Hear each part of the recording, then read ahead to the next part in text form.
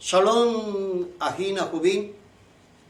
Bendecimos al Eterno que nuevamente nos permite encontrarnos a través de nuestra página y el poder compartir con ustedes las enseñanzas de nuestra Sagrada Torá. Un saludo para todos nuestros hermanos que nos visitan y que también nos alientan con sus correos y sus saludos. Que el Santo Bendito, por supuesto, también les colme de bendiciones a ustedes. Vamos en esta oportunidad a tratar unas enseñanzas de manera breve en relación a la festividad de Purim, que ya estamos pronto ya a celebrar.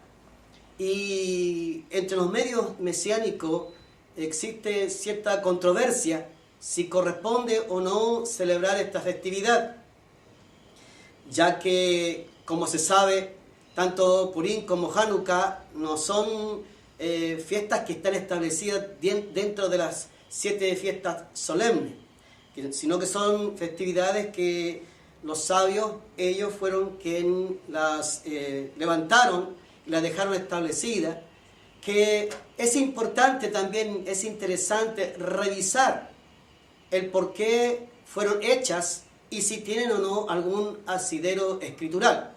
Porque toda enseñanza que no tenga una base escritural, que no tenga un fundamento en las escrituras, tal enseñanza no se debe considerar, porque la base de toda la enseñanza es nuestra Sagrada Torá, nuestras Sagradas Escrituras, la Biblia completa para nosotros, los creyentes en Yeshua. Y es así entonces como vamos a conversar un poquito referente a esta festividad.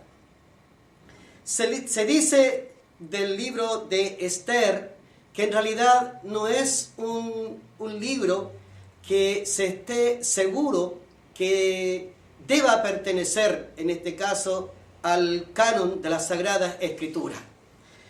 Se pone en duda muchas cosas referentes al libro como tal.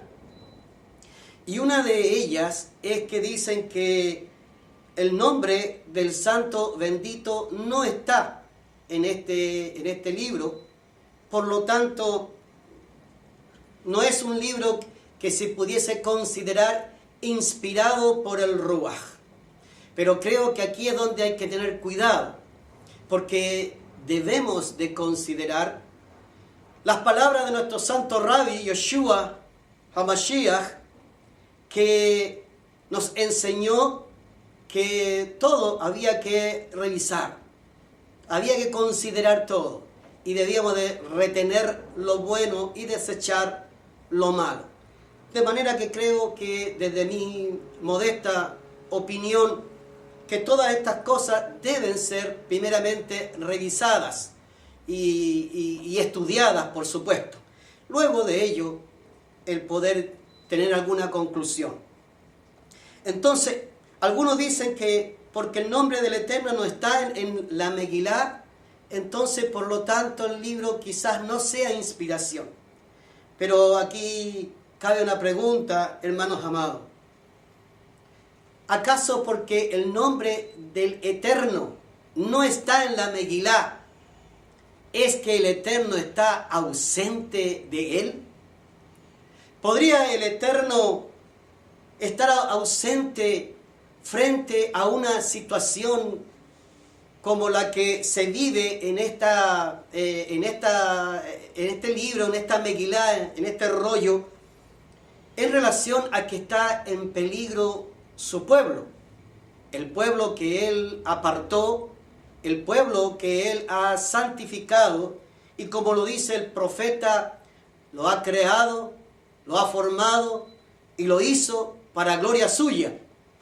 ¿Podría el Eterno estar ausente, no tener conocimiento, estar ajeno de lo que está ocurriendo con su pueblo?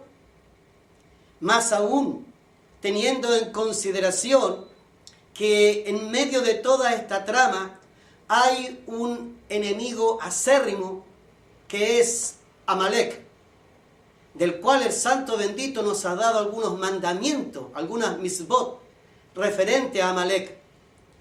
Y entendiendo que su pueblo está en un peligro grande en consideración al deseo de este Amalek, de este amalecita, Amán el Rasha, ¿podría el Eterno estar ausente de todo esto?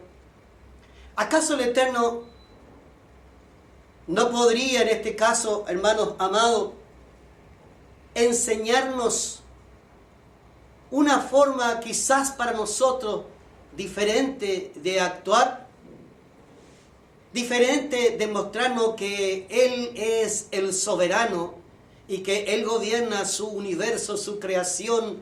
Él gobierna los pueblos y gobierna a los hombres y gobierna a su pueblo conforme su voluntad.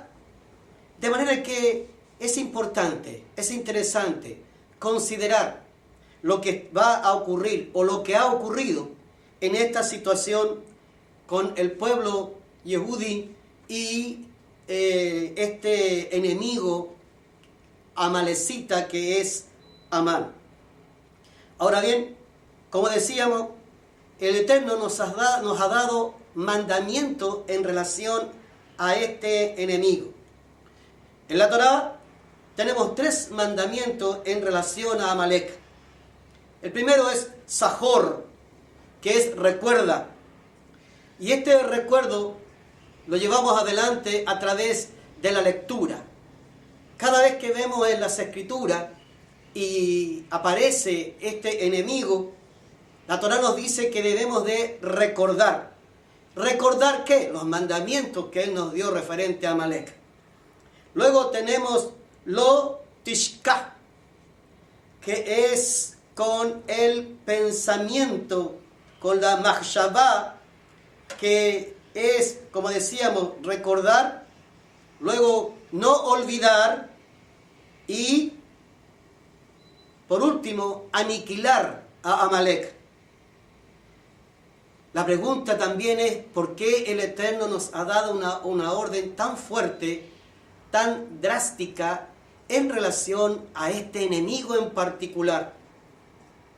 Si bien es cierto, el Santo Bendito le ordenó a nuestro pueblo que al entrar a la tierra, los pueblos que estaban en Canaán tenían que ser eliminados, si nos damos cuenta, el Santo Bendito él mismo nos dice que Él no va a eliminar todos los pueblos de una vez, porque Él tiene un propósito con ellos. Pero sin embargo, en relación a Amalek, el Eterno nos ordena eliminar, aniquilar a Amalek. Y también la Torá nos añade que el Santo Bendito tendrá guerra con Amalek de generación en generación. Entonces, llama la atención una orden de esta naturaleza. Ahora, ¿por qué es que en relación a este enemigo el Eterno nos da, como decíamos, este mandamiento? Porque quiero comentar que este pueblo no es simplemente un pueblo. No es solo un pueblo más de los que nos señalan las Escrituras, sino que es mucho más que un pueblo.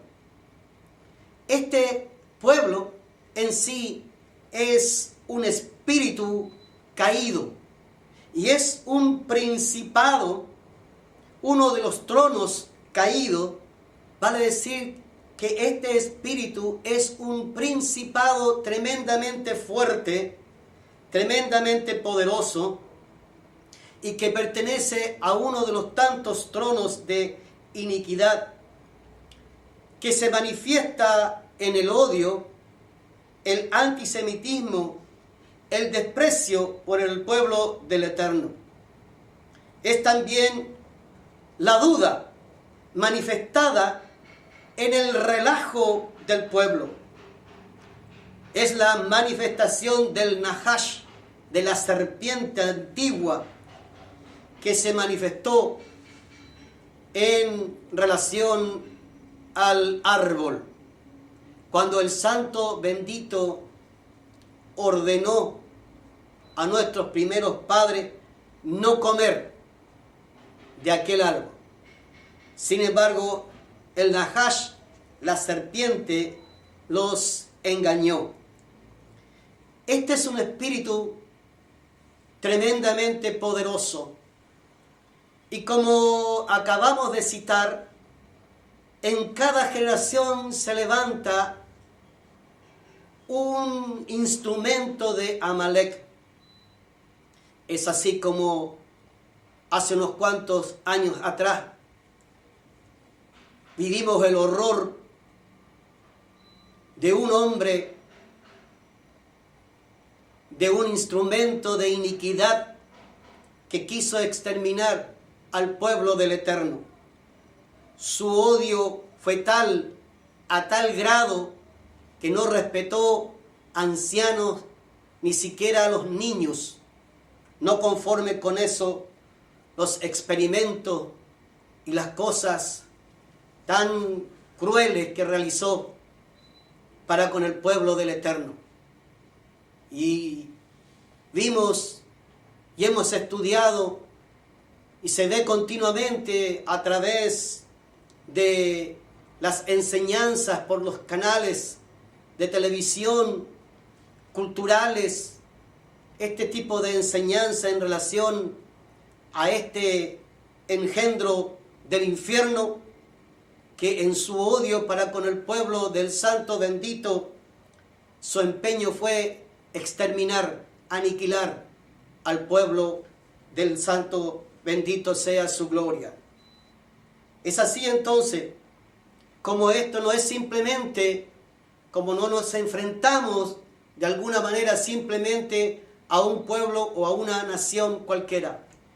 Recordemos que Amalek nada tenía que ver en el camino para con el pueblo de Israel cuando éste marchaba hacia la tierra prometida, sino que vino desde lejos a presentar batalla al pueblo que venía saliendo de Misraim, y se aprovechó de los enfermos, de los ancianos, de los cansados, y aniquiló a toda la retaguardia.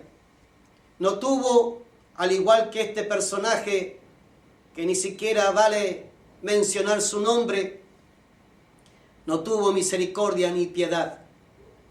Ahora bien, ¿cómo enfrentamos nosotros a este espíritu caído? ¿Cómo enfrentamos a este Amalek? Este espíritu se combate con Emet Be'emuná, con verdad, con fe, con confianza y fidelidad en el Boré Olam. Así lo enseñan nuestras sagradas escrituras, que mientras el pueblo tenga su confianza, mientras el pueblo camine en la verdad, mientras el pueblo pueda experimentar la fidelidad de su Elohim, Baruch Hashem, la cobertura del Santo bendito estará sobre nuestras vidas en relación a este enemigo. Una de las responsabilidades que tenemos como pueblo es la santificación del nombre del Creador. Esto se llama el Kiddush Hashem. Y esto lo hacemos a través de el cumplimiento de los mandamientos, a través de las obras que nuestra Sagrada Torá nos demanda, a través de ser un ejemplo con nuestras vidas para con el resto.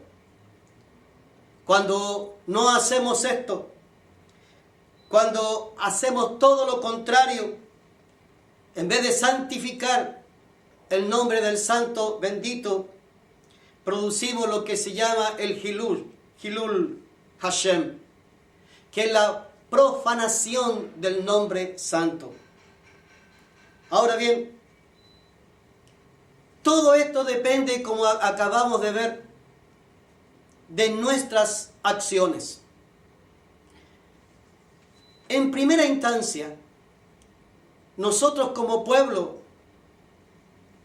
de Elohim, del Elohim de Israel, tenemos esta obligación, tenemos esta responsabilidad, la cargamos sobre nuestros hombros, el poder santificar el nombre de nuestro Elohim entre las naciones a través de nuestras acciones, de nuestra manera de ser.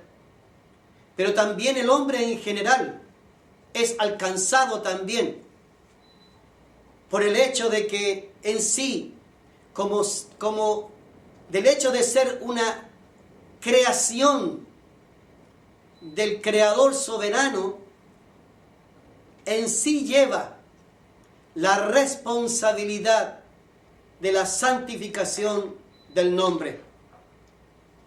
Y es así, amados hermanos, cómo es que nosotros primeramente, los que conocemos la Sagrada Escritura, los que la estudiamos a diario, los que hemos hecho de esta instrucción nuestra vida, la Torá nos demanda, como decíamos, estas buenas acciones, el buen comportamiento y a través de ello glorificar al Santo de Israel. Y esto es por una razón sencilla, pero a la vez profunda y poderosa. Porque todo esto va a depender de lo que yo haga. Porque en eso consiste la vida. Y lo vamos a ver. En eso consiste la vida. En el hecho de que si mi actuar es bueno, si soy una persona que se esfuerza por hacer lo correcto, por cumplir la palabra, por vivir la palabra, todo esto traerá como resultado a mi vida, como decíamos, la santificación del nombre, pero a la vez también la bendición del Creador sobre mi vida, sobre nuestras vidas. De lo contrario, sucederá justamente lo contrario. El Creador, en vez de acercarse a nosotros, se alejará de nosotros. Ponga atención a lo que estamos hablando, porque de eso se trata el acontecimiento de Purim. Es así entonces, como es que a través de mi quehacer, de lo que yo haga a diario, de lo que yo produzca a diario, depende la comunión con el Creador. Si está cerca de mí o está lejos de mí. Pero en ningún caso ausente de mí. Amados,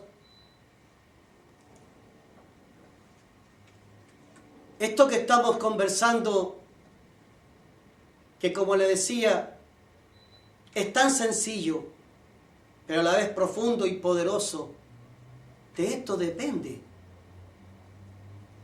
la bendición o la maldición. Dichos en términos sencillos, de esto depende. Todos recordamos el hecho de las Torres Gemelas en los Estados Unidos.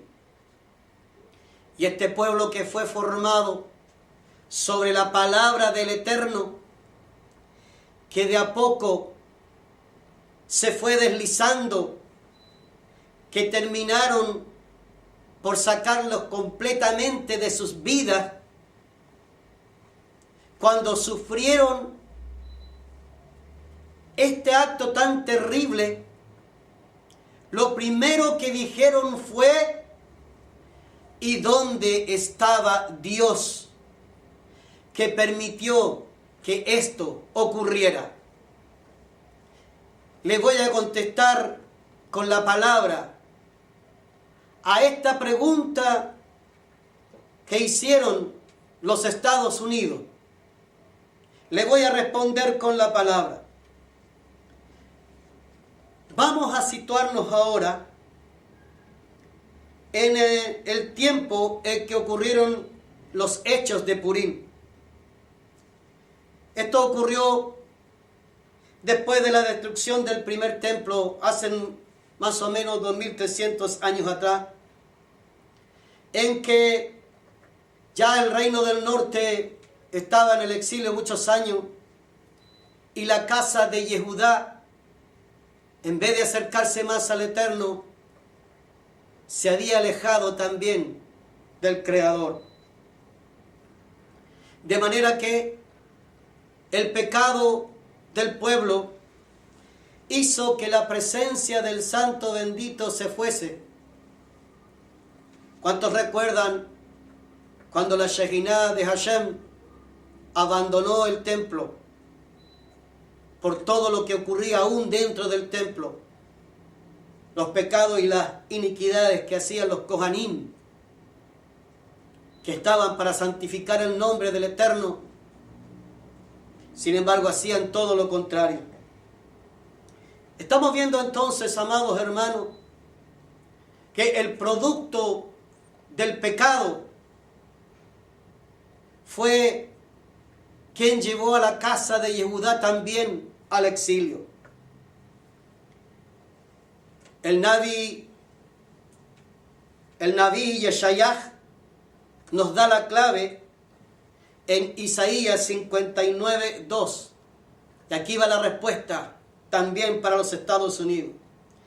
Isaías 59:2 dice: pero vuestras iniquidades han hecho división entre vosotros y vuestro Elohim, y vuestros pecados han hecho ocultar de vosotros su rostro para no oír. Vuestros pecados han hecho ocultar su rostro. Entonces, las Escrituras nos enseñan que nuestro pecado hace que el Eterno se oculte, se esconda de nosotros. Recuerde, ¿querrá decir eso que el Eterno ya no nos considera? ¿Se ha hecho el desentendido para no saber qué es lo que tú y yo hacemos? Quiero citar el hebreo en relación a vuestros pecados. El hebreo dice: Betotateihem istiru panim miken mishmoa. Istiru. Esta es una palabra de un verbo que vamos a ver aquí, algunas otras citas al respecto, que es interesante considerar. Antes de todo esto, también es valedero considerar lo que el Brit Hadashah nos aconseja en relación a los acontecimientos, los hechos de nuestros padres, que en este caso no fueron buenos. Y vamos a considerar lo que dice Romanos 15:4. Porque las cosas que se escribieron antes para nuestra enseñanza se escribieron, a fin de que por la paciencia y la consolación de las Escrituras tengamos esperanza. Porque las cosas que se escribieron antes para nuestra enseñanza se escribieron. Vale decir que el Eterno permitió que todo esto se escribiera para que tú y yo considerásemos lo que le ocurrió a nuestros padres y no cometer el mismo error nosotros, que eso por supuesto es un comentario aparte. En 1 Corintios 10:11 dice: y estas cosas les acontecieron como ejemplo y están escritas para amonestarnos a nosotros, a quienes han alcanzado los fines de los siglos. Los rabinos citan el cumplimiento de Deuteronomio 31:18 de Barín, si usted quiere, que dice: pero ciertamente yo esconderé mi rostro en aquel día. Esconderé. Anteriormente, Isaías nos dice ocultar. Dice, por todo el mal que ellos habrán hecho, por haberse vuelto a dioses ajenos. El hebreo dice, Beanoji aseter asetir panav. Nuevamente el verbo que ya vamos a estudiar un poquito. Beanoji aseter asetir panav vayot ahu alcohol hara. También ustedes pueden encontrar este verbo en Deuteronomio 32:20. Uno de los verbos que usa la Torá para referirse al concepto de ocultar, esconder, es satar, que tiene el código Strong del diccionario 5641, que es esconder, ocultar, para que usted lo pueda ahí considerar. Entonces vemos que este es el motivo por el cual el nombre del Eterno no se ve en la Megilá, porque su nombre está oculto. Acabamos de ver cómo dice el profeta Isaías que los pecados hicieron ocultar el rostro del Eterno. Acabamos de ver cómo el Eterno dice que cuando este pueblo se olvide de él, él va a esconder su rostro también. Y acabamos de ver también, conforme al verbo, cómo es que, en este caso, en que se dice que el nombre del Eterno no está, por lo tanto, se pone en duda si esta Megilá fue o no inspirada, nos damos cuenta que hay un motivo del por qué el nombre del Santo Bendito no está. Pero eso no quiere decir que Él mismo no esté en esta trama. Recuerde, no porque no está el nombre es que el Eterno no está en esta situación. Es aquí donde surge la metáfora de ocultar el rostro bajo una máscara. Porque Purim es justamente eso, ¿no? Una mascarada. Y vamos a ver que partiendo por el nombre de Purim, ya que este no es un nombre hebreo, sino persa, que significa echar suerte, tirar los dados. Esto también quiere decirnos, de alguna manera, que el destino del hombre se gobierna por el azar y no por la voluntad del Eterno. Nuestra Sagrada Torá dice que por el Santo Bendito están ordenados los pasos del hombre. El nombre de Esther también es una máscara, ya que su nombre es hebreo, es Adasa. Y qué decir también de Ahasverosh. No tenemos certeza quién realmente fue. Si fue Jerjes I u otro rey. El nombre mismo de la Megilá, que significa rollo, también es una careta, pues su nombre deriva de Galui, que significa revelación. Y como Esther está relacionado en este caso con lo oculto, entonces Megilá, que viene de Galui, es la revelación de lo oculto. Mordejai, hay quienes opinan que su nombre puede haber sido Marderor, que significa maestro de liberación. ¿Qué decir de la casa de Yehudá? Los propios judíos asimilados, ocultos también, ocultando sus identidades entre los persas. Si hablamos en relación a uno de los nombres del Eterno, el Olam, viene de Leialem, que es también otra forma de ocultar. De manera que se puede decir que todo este evento es, como decíamos, una mascarada, una fiesta de disfraces, que si bien la costumbre del disfraz viene de la Europa medieval y no de las Escrituras, podemos sin temor afirmar, hermanos amados, que todo esto es, como decíamos, un baile, una fiesta de máscaras. Y quizás una opinión modesta, una humorada de parte del Eterno, haciendo pensar al hombre que él está lejos, ajeno al mundo natural. Porque el hombre, al no ver al Eterno, ¿cuántos piensan que él no existe? Que es creación de la mente de alguno.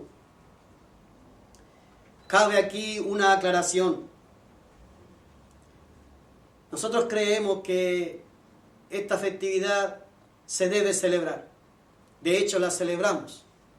Por lo que acabamos de comentar. Creemos que hay asidero escritural para. Pero nosotros, esta fiesta no la celebramos como la celebra el judaísmo tradicional. Vale decir, nosotros no nos emborrachamos. Porque la Torá prohíbe emborracharse a no ser de Ruach HaKodesh. Bendito sea el Eterno. Y nuestros disfraces son de personajes bíblicos. Quise dejar para el final el caso de Amán el perverso, el amalecita, porque detrás de él, detrás de Amán, se encuentra otro personaje bajo esa máscara. El nombre Amán en hebreo se escribe igual que Amín. Y la palabra horca, la que Amán preparó para ahorcar ahí a Mordejai, se escribe Etz, que significa árbol. Si juntamos la frase Amín Ha'etz, es la misma palabra, la misma frase del Génesis 3:11, cuando el Eterno descubre el pecado del hombre y le dice: ¿has comido del árbol que yo te mandé no comer? En hebreo, esta frase es Amín Ha'etz, lo mismo que Amán Ha'etz. Se escriben igual. Amín Ha'etz. Y aquí es donde el santo bendito le quita la máscara al personaje este. Porque este espíritu es el mismo que se presentó en el árbol en el Gan Eden. Y es el mismo que está trabajando en esta oportunidad para llevar adelante la destrucción del pueblo santo. Ahora bien, fíjese esto. Amán, el malvado, el perverso, murió en la misma horca que había preparado para Mordejai. Murió en su propia trampa. Así también, en el caso de la muerte que entró en el hombre por la desobediencia, así también la muerte sería vencida por la propia muerte, en este caso de nuestro santo Adón Yeshua HaMashiach, que murió, resucitó y que ahora él tiene el imperio de la muerte. Shalom.